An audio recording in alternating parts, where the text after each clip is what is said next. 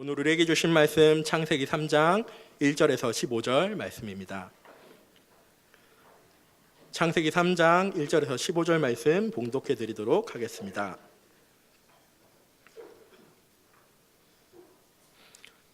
그런데 뱀은 여호와 하나님이 지으신 들짐승 중에 가장 강교하니라.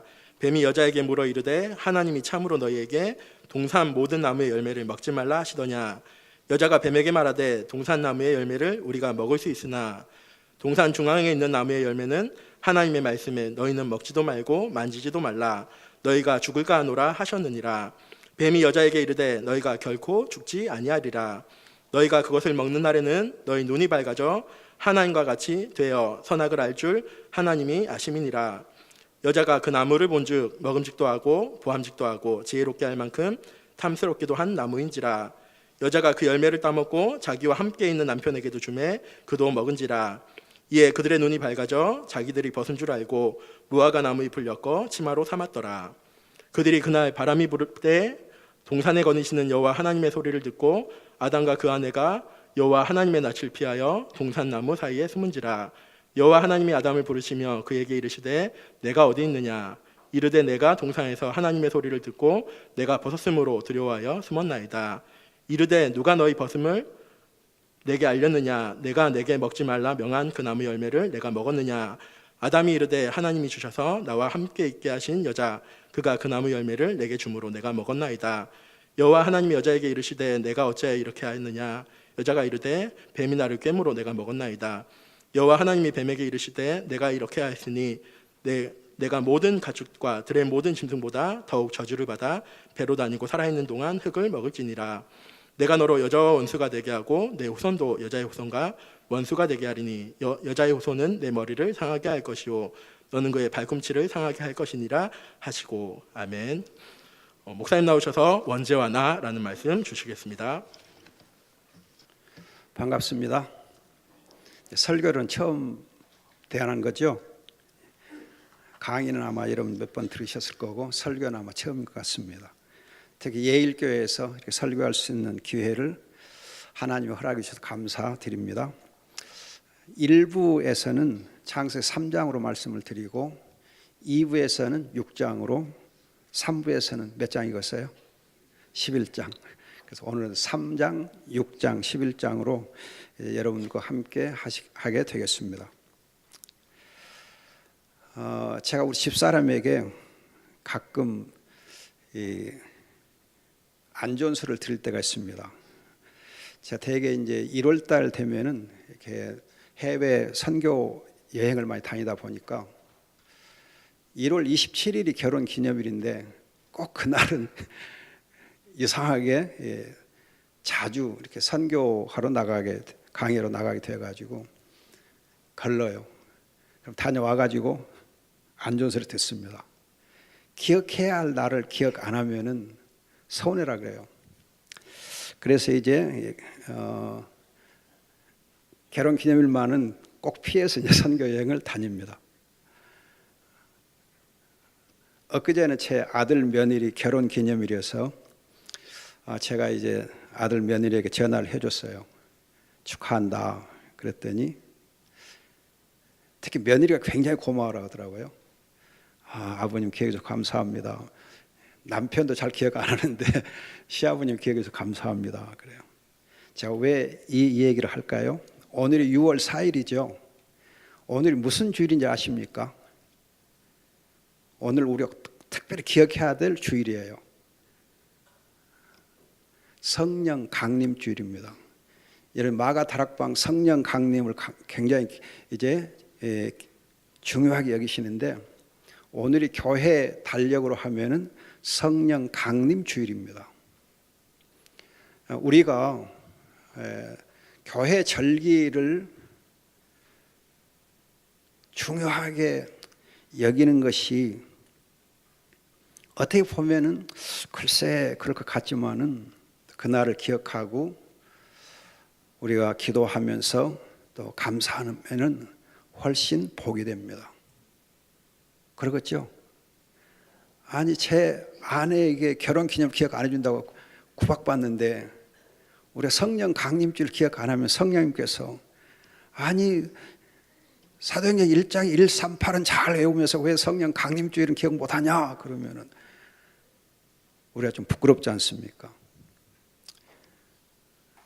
제가 우리 학교 그 RTS 학교 관계자들에게 말씀을 드리고 또 이제 유 목사님 말씀드렸지만 지금 우리 RUTC 달력 보면은 교회 절기가 너무 소홀하게 취급되어 있어요. 교회 절기에 대한 언급이 없어요. 그래서 이건 바람직하지 않다. 꼭 명심하고 이 교회 절기를 달력에 기록해 놓으면 좋겠다 그랬어요.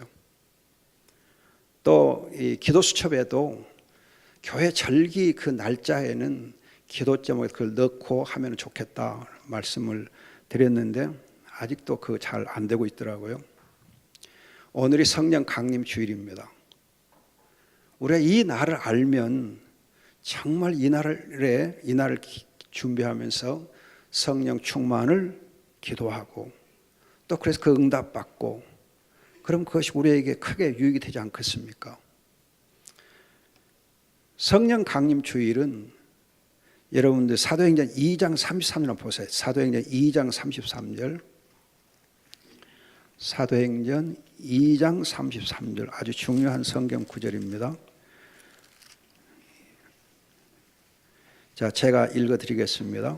제 성경은 조금 다른 번역이 좀 다르게 되어 있는데 그분께서는 하나님의 오른손으로 높임을 받으시고 약속된 성령을 아버지께로부터 받아 너희가 보고 듣는 이것을 부어주셨다.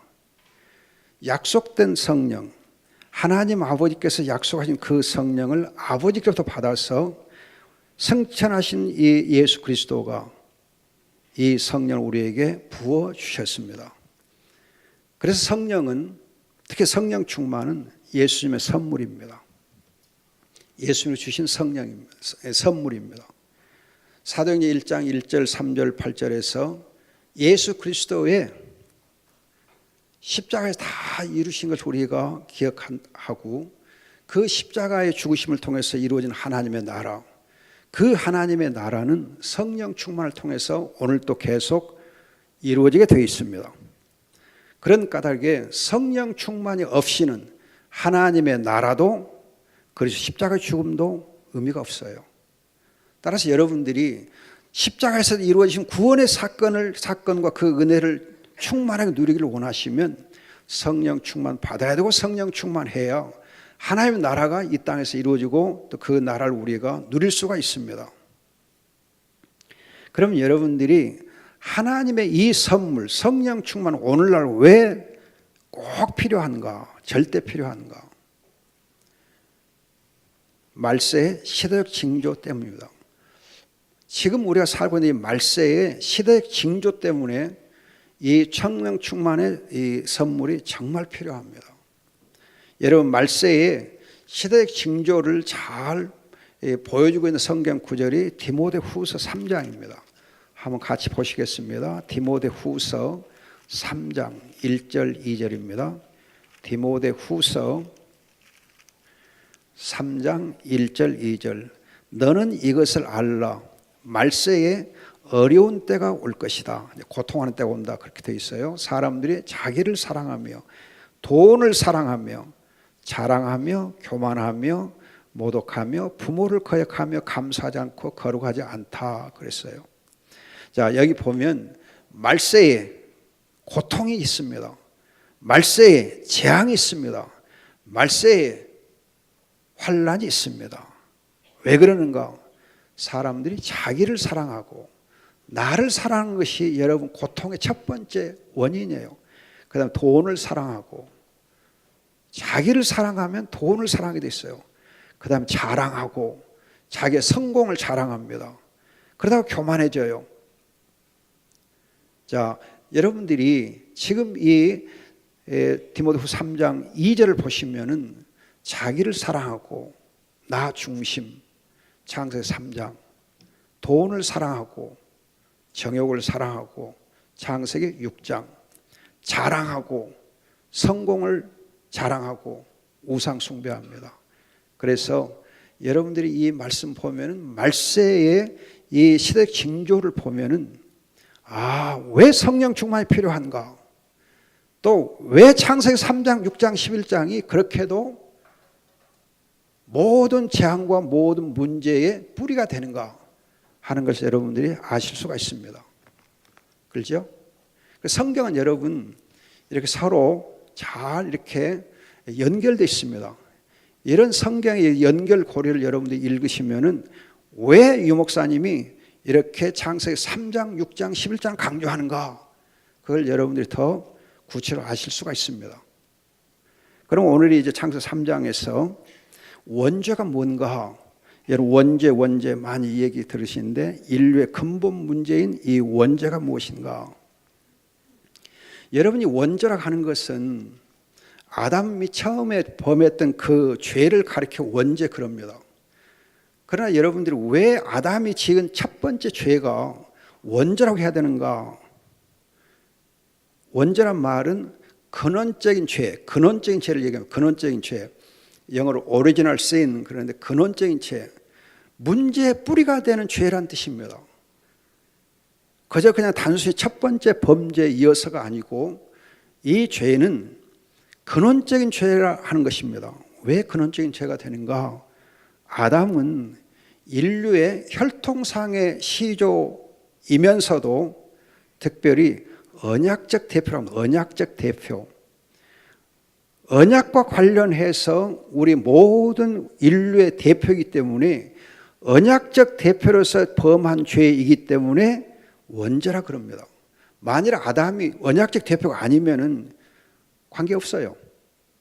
여러분들이 아버지와 자녀는 언약 관계 있습니다. 그래서 아버지가 지은 죄는 자녀들에게 올무가 돼요. 그래요? 그러네요? 그러지 않아요? 아버지가 아니면 아버지 아닌 사람의 죄를 범하면 그 자녀들과 아무 의미 없어요. 관계 없어요. 그러나 아버지로서 죄를 범하기 때문에 그 죄로 인해서 자녀들이 그 죄의 올무에 있게 되고 죄의 재앙을 받는 것입니다. 그 죄와 재앙이 대물림이 되는 거죠. 아버지가 아니면 관계없어요. 아담이 우리의 언약상의 대표이기 때문에 그가 범한 첫 번째 죄가 우리에게 원죄가 되는 것입니다.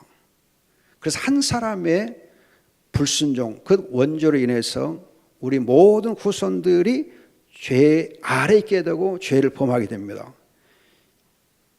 이 사실을 가장 잘 표현해 놓은 성경 구절이 로마서 5장 12절이에요. 여러분 로마서 5장 12절 보세요. 로마서 5장 12절.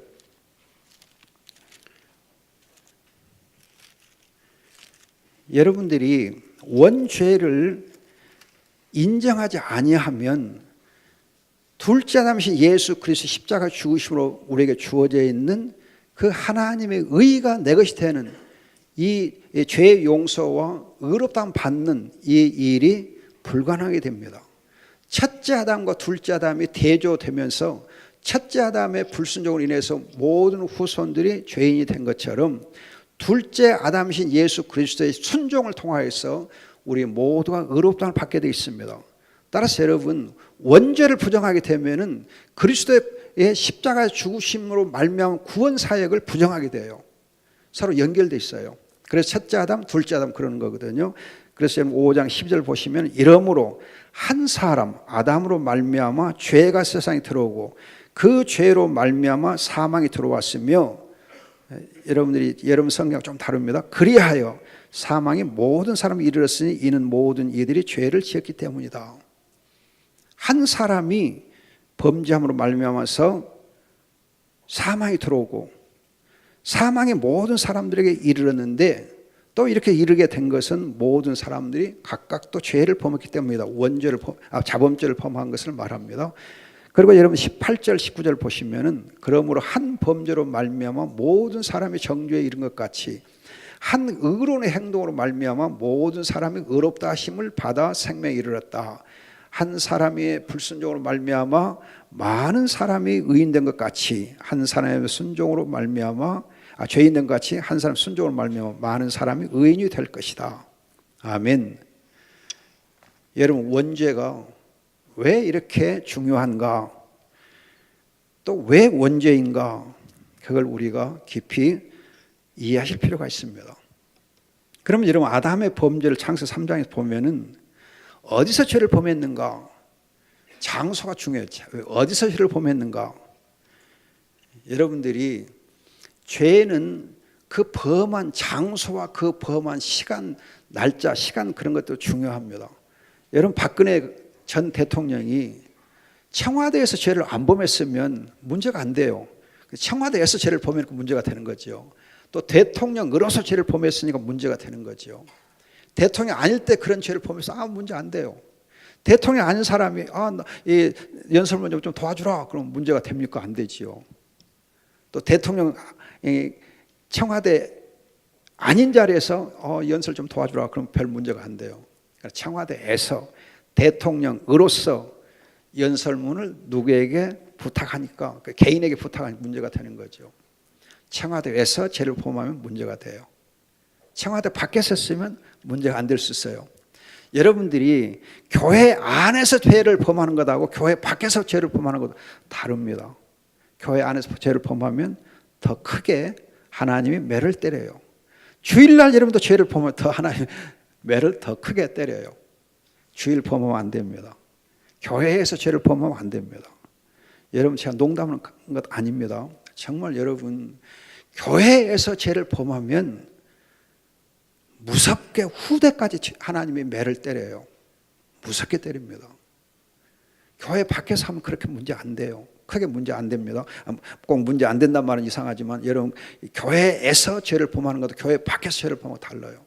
장로님이 교회 안에서 죄를 범하는 것하고 장로님이 교회 밖에 회사 죄를 범하는 것하고 무게가 달라요. 여러분 아담이 어디서 죄를 범했느냐? 에덴 동산에서 죄를 범했어요. 에덴 동산에서. 에덴 동산이 어떤 곳인가? 여러분 하나님이 하늘과 땅을 만드시고 이 하늘과 땅을 만드신 다음에 창세기 2장 보면 에덴 동산을 땅에 설치하십니다. 이 에덴 동산 다른 것이 아니고 하나님이 임재하시는 성소예요. 하나님이 임재하시는 성소가 에덴 동산입니다. 하나님이 임재하시고 하나님이 자기 백성을 만나주시고 하나님의 예배를 받으시고 하나님이 이제 그 영광을 선포하시는 그 성소에서 아담이 죄를 범한 겁니다. 그걸 좀 주의하셔야 돼요. 에덴 동산에서 하나님이 임재하신 성소에서. 에덴 동산 여러분 단순한 것이 아니에요. 여러분들 에덴 동산 기쁨의 동산, 행복의 동산 그렇게만 생각하시는데 그게 아니고 에덴 동산 하나님의 성소예요. 하나님의 성소. 하나님이 임재하시고 하나님이 말씀하시고 하나님이 자기 백성을 만나주시고 하나님이 자기 백성의 죄 용서를 선포해 주시고 하나님이 영광으로 임재하셔서 자기 백성 동행하시고 동거하시는 장소가 바로 하나님의 성소 에덴 동산이에요. 에덴 동산을 여러분들이 가볍게 생각하면 안 됩니다. 이 동산에서 아담이 죄를 범했기에 그 죄가 무거운 겁니다. 여러분 이제 또 아담이 누구에게 죄를 범했는가? 창조주 하나님뿐만 아니라 하나님이실 뿐만 아니라 언약을 맺으신 그 하나님께 죄를 범한 겁니다. 여러분 창세기 1장에 보면 하나님의 호칭이 그저 하나님으로 되어 있어요. 그러나 창세기 2장에서 보면 하나님의 호칭이 여호와 하나님 그렇게 되어 있습니다. 1장 하나님은 창조주 하나님 말해요. 그러나 2장 4절 이하의 하나님 여호와 하나님은 언약을 맺으신 하나님이에요. 언약의 하나님. 언약의 하나님. 언약을 맺으신 하나님. 사랑으로 이제는 내가 너희 안에 너희가 내 안에 사랑으로 한 몸 됨을 이루자. 그렇게 한 몸 이룰 것을 이루고자 하신 그 하나님. 이제는 한 몸이다 하신 그 하나님께 대해서 죄를 범한 거예요. 무서운 겁니다. 무서운 거예요. 여러분들이 흔히 이제 많이들 오해하고 있는 것 중에 하나가 언약이란 단어와 계약이란 단어를 이렇게 혼동하는데 언약과 계약은 전혀 다릅니다. 언약은 사랑으로 맺어진 관계, 아버지와 자녀의 관계는 언약 관계라 그래요. 그러나 계약 관계는 돈 갖고 이익이 되냐 이익이 안 되냐 이해 관계를 따지는 것은 계약이라 그래요. 그래서 부동산 사고 팔고 갑을 그것은 계약 관계예요. 부동산 사고 팔 때 그건 갑을은 계약 관계예요. 그러나 언약이라 할 때에는 아버지와 자녀, 남편과 아내, 스승과 제자, 임금과 백성, 그것은 언약관계라 그래요. 그래서 하나님이 맺으신 관계, 사랑으로 맺은 관계이기 때문에 이 관계는 결코 누구도 갈라놓을 수 없는 관계, 사랑으로 맺었기 때문에 결코 갈라놓을 수 없는, 하나님이 짝지어준 것은 결코 사람이 가를 수 없느니라 한 것처럼 갈라놓을 수 없는 관계를 두고 언약이라고 그래요. 이제는 하나님께서 너와 나는 한 몸이기 때문에 너와 나는 서로 갈라질 수 없다, 그렇게 말씀하신 하나님께 대해서 아담이 죄를 범한 거예요.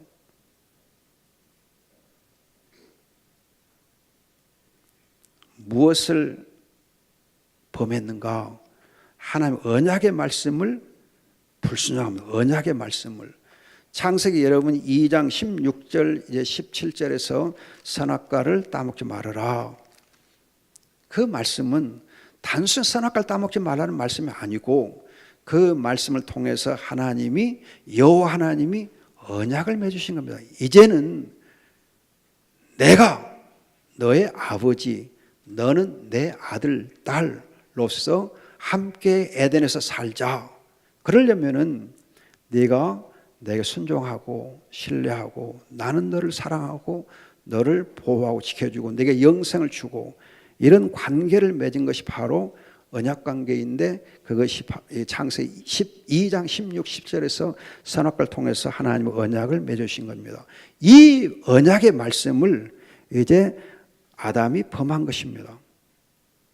이 말씀 대신에 자기 생각을 내세운 거예요. 자기를 내세운 거예요.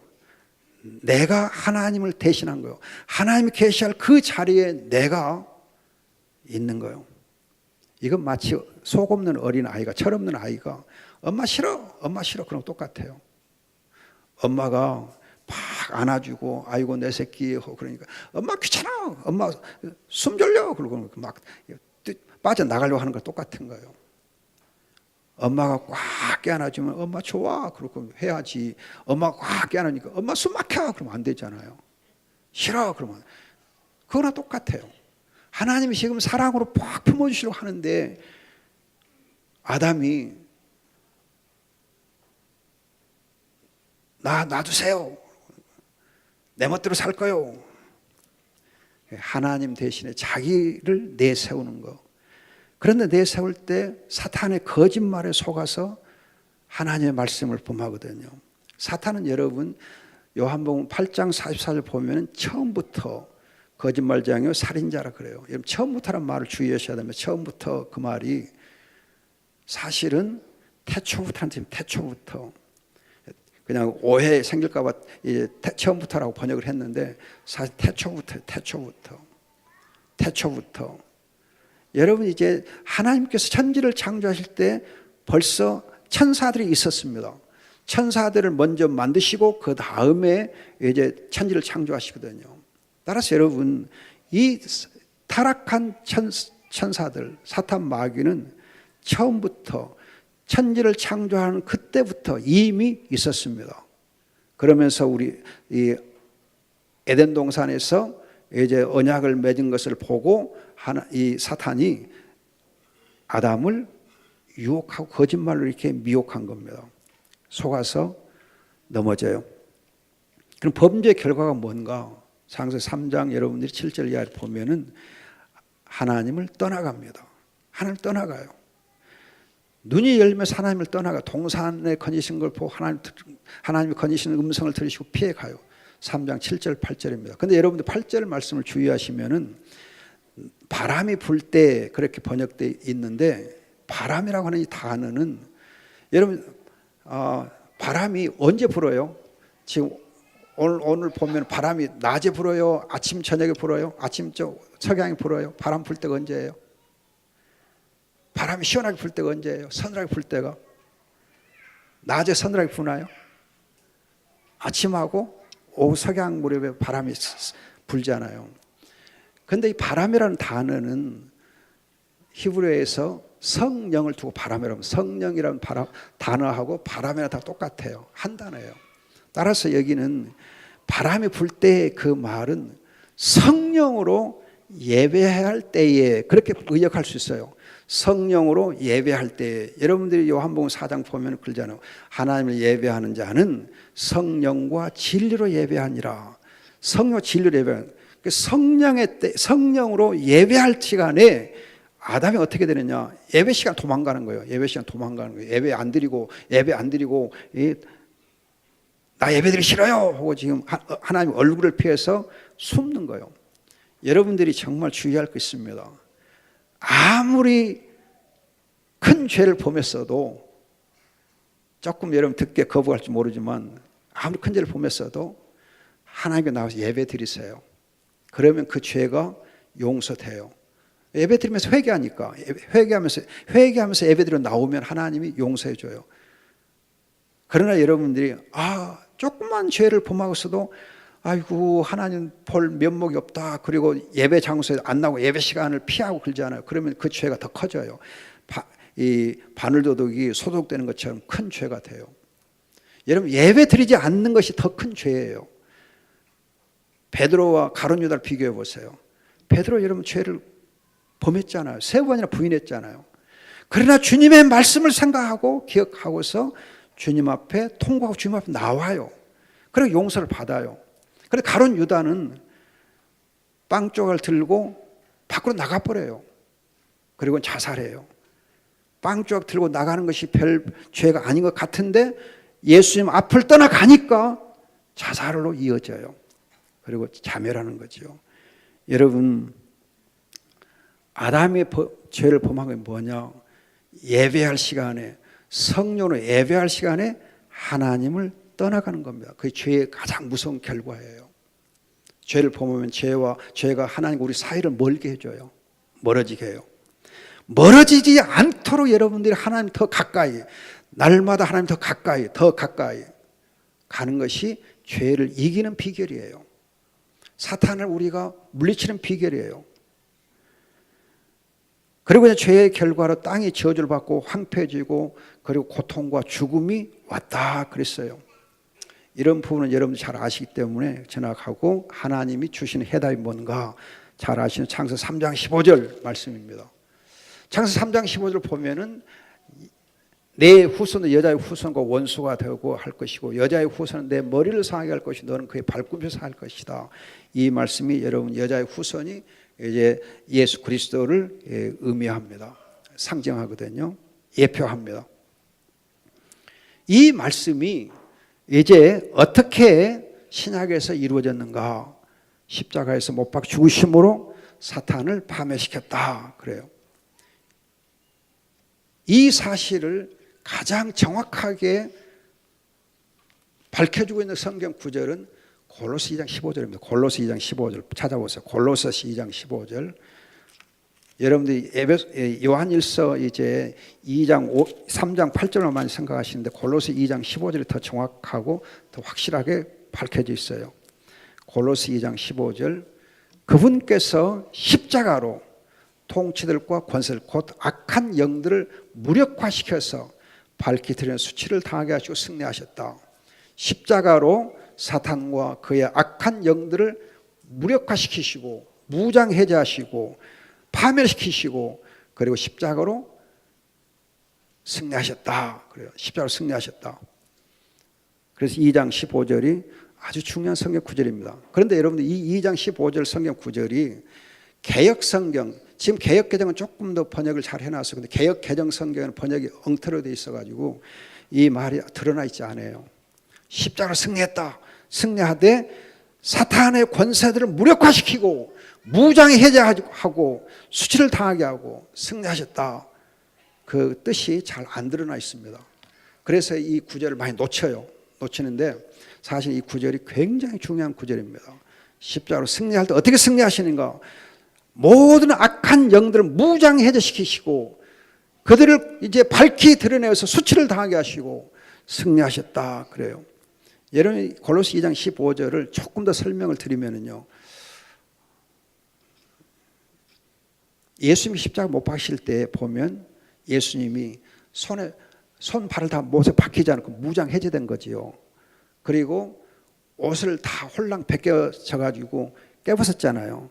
그 사람 지나가는 사람들만 다 그냥 머리를 이렇게 흔들면서 욕하고 비난하고 또 뺨 때리고 침 뱉고 또 갈대로 때리고 막 그랬잖아요. 얼마나 수치를 많이 당했어요. 철저하게 패배된 것처럼 보이잖아요. 십자가에서 여러분 예수님은 철저하게 무장 해제되고 철저하게 힘을 쓸 수 없게 되고 철저하게 모든 사람이 지나가는 사람에게까지 수치를 당하고 모욕당하고 철저하게 패배된 것처럼 보이니까 제자들도 버리고 도망갔잖아요. 그런데 그 십자가를 통해서 사실은 사탄 마귀를 무장해시키고 그 십자가를 통해 사탄 마귀를 부끄럽게 하고 그 십자가로 사탄 마귀를 승리했다고 하는 것이 골로새서 15절이에요.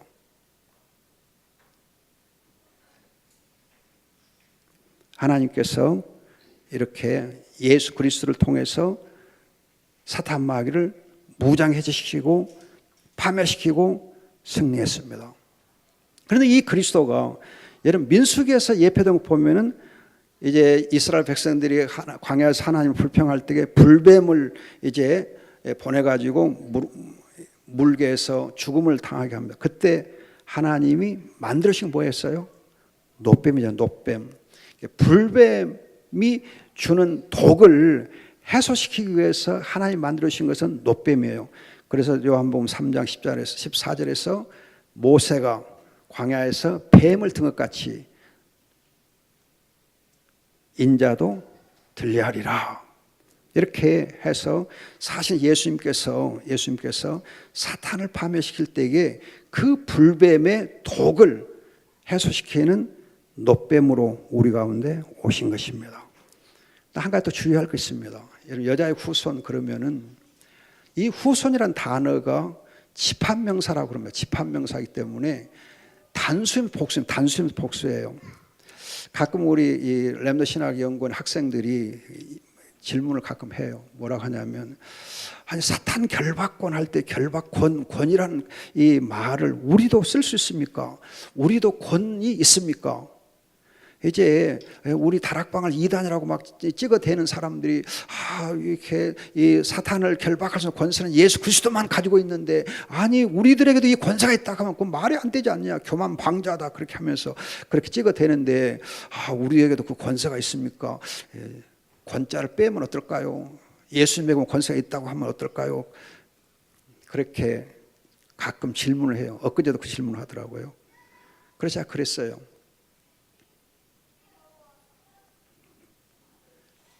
이 여자의 후손이라고 하는 후손의 단어가 예수님을 가리키면서도 그리스도의 사람들을 가리킨다. 집합명사의 경우에는 복수다. 그래서 우리에게도 사탄을 결박할 권세가 있다. 그랬어요. 권세를 잘 활용하는 사람만이 오히려 구원의 은혜를 더 크게 누릴 수 있다. 그런데 여러분들이 쉽게 예를 들면요. 그리스도가 우리 사령관입니다. 사령관이 자기 수하에 있는 이제 이 대대장, 연대장 아니면 뭐 중대장, 소대장에게도 이 전쟁 수행권을 주지 않아요. 권세를 줘요. 그러면 전쟁 현장에서는 전쟁의 이제 이 전쟁터에서는 소대장이 야 발포 쏴라 그러면 쏘지 않아요. 발포 명령권이 있어요. 소대장에게 분대장에게도 있을 수 있어요.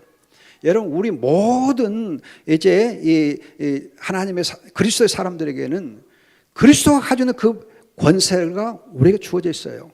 그걸 좀 아셔야 돼요. 그래서 예수님께서 말씀하기를 이제 누가복음 10장 19절에서 사단을 결박할 권세를 박살낼 권세를 내가 너에게 주노라 말씀하잖아요. 뱀과 전갈을 밟을 수 있는 권세를 주었거든요. 그런가 하면 여러분 이 로마서 16장 20절을 보면은 평강의 하나님께서 모든 사탄을 너희 발 아래 상하게 하리라 짓밟아서 파멸시키리라 권세를 주었어요. 이 권세가 우리에게 있습니다. 여러분 우리가 그리스도와 함께 그리스도의 이름으로 사탄을 결박하고 사탄을 이길 수 있는 십자가로 이길 수 있는 권세가 있습니다. 따라서 이제 원죄를 해결할 수 있는 길은 그리스도로 말하면 사탄을 결박하고 사탄을 이제 파멸시키므로 되어지는데 그러나 주의할 것은 원죄는 나 중심, 나를 사랑하고 나를 내세우는 거잖아요. 따라서 여러분들이 사탄 마귀를 결박하고 사탄 마귀를 이기는 것으로 만족하면 안 되고, 그것으로만 여러분들이 문제 해결이 됐다 하면 안 되고, 나를 어떻게 이기느냐. 사탄을 이기는 것이 사탄을 이기는 더 여러분 어렵고 힘든 것이 나를 이기는 거예요. 나를 이기는 거. 자기를 부인하고 자기를 이기는 거예요. 그래서 예수님께서 나를 따르는 자는 자기를 부인하고 날마다 자기 십자가를 지라 그래요. 여러분들이 사탄 결박권 못지않게 여러분들이 중요하게 얘기할 것이 나를 부인하고 십자가를 날마다 지는 이 삶을 성령의 은혜로 살아야 돼요.